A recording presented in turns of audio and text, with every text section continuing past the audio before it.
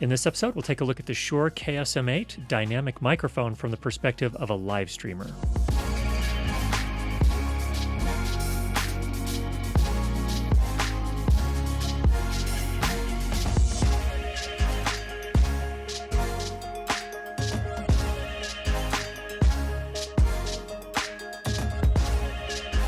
Now, first of all, this is coming from the perspective of someone who live streams, so it's all going to be spoken word content. That's the perspective from which I'm coming.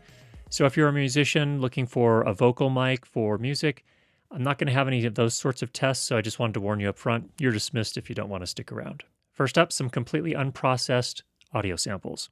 It is an old maxim of mine that when you have excluded the impossible, whatever remains, however improbable, must be the truth. It is an old maxim of mine that when you have excluded the impossible, whatever remains, however improbable, must be the truth. It is an old maxim of mine that when you have excluded the impossible, whatever remains, however improbable, must be the truth. It is an old maxim of mine that when you have excluded the impossible, whatever remains, however improbable, must be the truth. It is an old maxim of mine that when you have excluded the impossible, whatever remains, however improbable, must be the truth. It is an old maxim of mine that when you have excluded the impossible, whatever remains, however improbable, must be the truth. It is an old maxim of mine that when you have excluded the impossible, whatever remains, however improbable, must be the truth. It is an old maxim of mine that when you have excluded the impossible, whatever remains, however improbable, must be the truth. It is an old maxim of mine that when you have excluded the impossible, whatever remains, however improbable, must be the truth.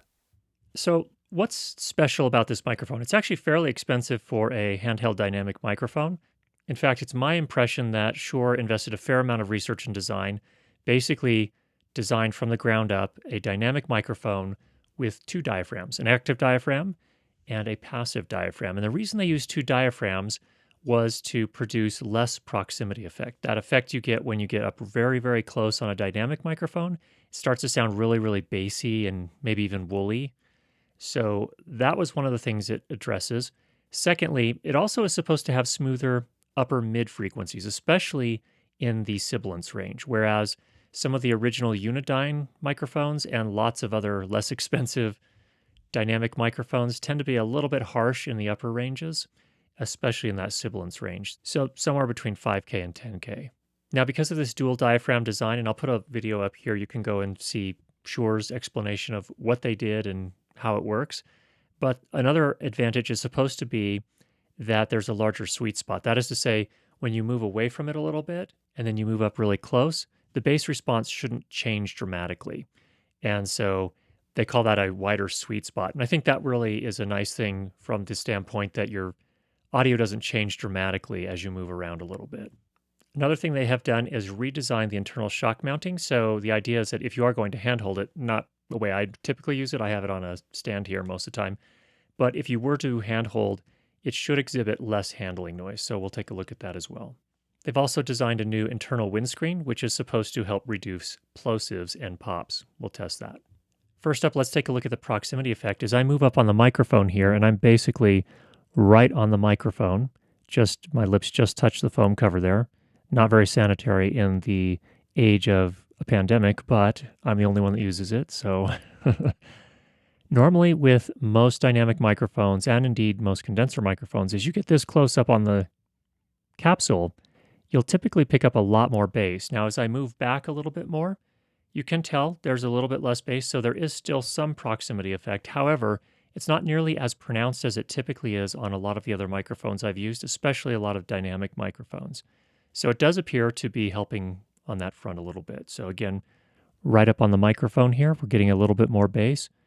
And I would say if I come back here and then maybe compare it to here, there's not as much of a difference. And so the idea here is that you're not going to have these wild differences depending on how far from the microphone you are at a, kind of comfortable working distance. Here, for example, I'm about 6 inches from the microphone, and that's what it sounds like. Here I'm about 3 inches from the microphone. Let's do a little handling noise test here. So I'm going to just sort of pass it back and forth between my hands and maybe move it around a little bit. So as I'm moving it here, this all seems pretty good.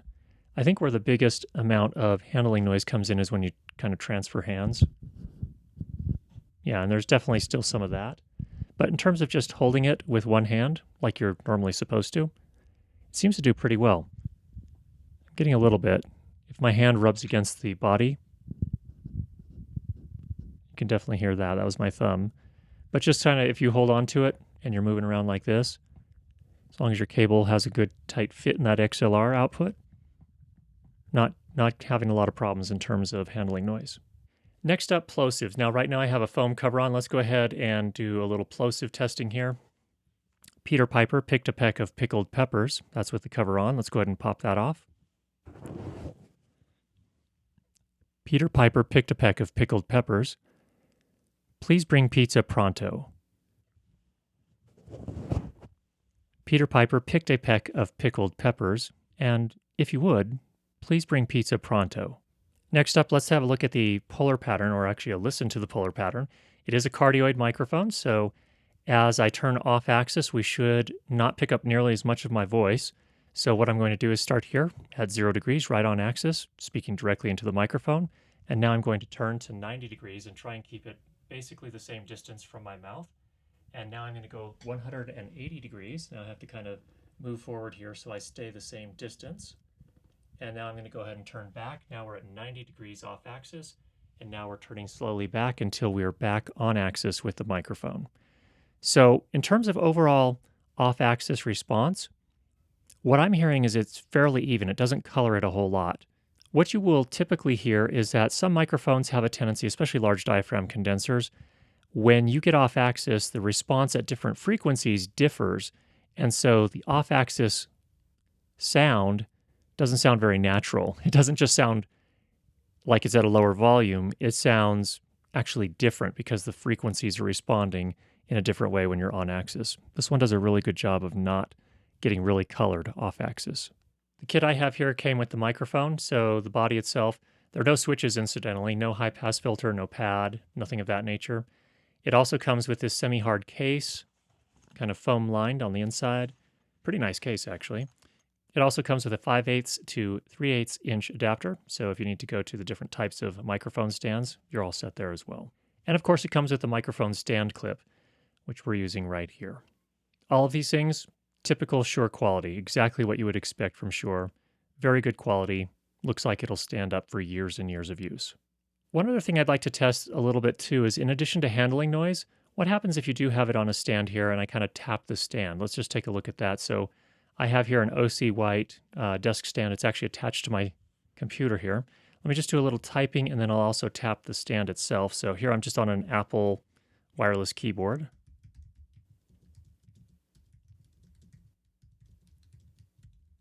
Okay, so we may hear a little bit of that transferring from the desk. Here's my Apple Magic Mouse.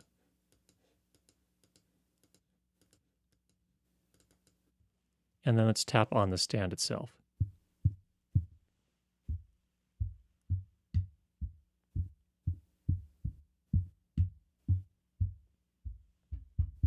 So we are definitely hearing some of that transfer up to the microphone as well. As long as you're careful, don't tap your stand, seems pretty good. One thing I really appreciate about the KSM8 is that it does not require nearly as much gain as a Shure SM7B or an SM58. So in terms of differences, to get the same levels, basically, I found that I needed about 8 decibels less than the SM7B, so that's substantial, and probably about 3 or 4 dB less than the SM58. So you don't have to push your preamps nearly as hard to get a nice, strong signal with this microphone. Now, of course, I'll let you assess from the audio samples we had earlier whether you like the sound of this microphone or not. I will say this, I think it is probably more natural sounding, certainly than the SM7B or the SM58. To me, it more accurately represented my voice as well as my wife's voice and my daughter's voice. So I think that's an interesting thing. It's a lot closer to reality. Now, some of us are not going to like that. Some of us don't love our voices, or at least the way they sound. And my voice, for example, has a fair bit of sibilance, and I think that's coming through here. I don't know that it's emphasized quite as much as some of the other microphones. And of course, normally I would apply a little bit of de-essing or a little bit of EQ. So those are some things to keep in mind. One thing I think some people will consider a con, and I think that's fair, is that this microphone is substantially more expensive than the SM58, certainly, about 5 times its price. and even more expensive than the SM7B. So is that a con for you? You'll have to decide that for yourself. Do the additional features, the benefits of the KSM8 versus the SM58 or even the Shure SM7B, are those worth the additional money to you? Only you can answer that for yourself.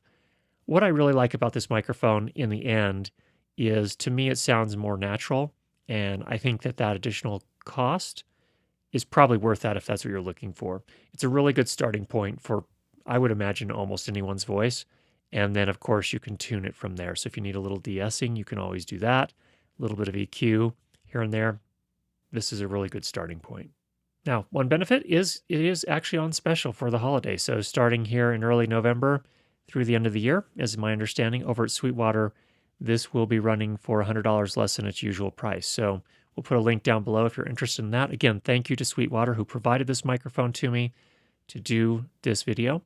And I hope that was helpful for you. If you have any questions, go ahead and leave those down below. If you've not already subscribed, make sure you do that. And we'll be sure to get you more great videos on how to improve your lighting and sound for video. Talk to you soon.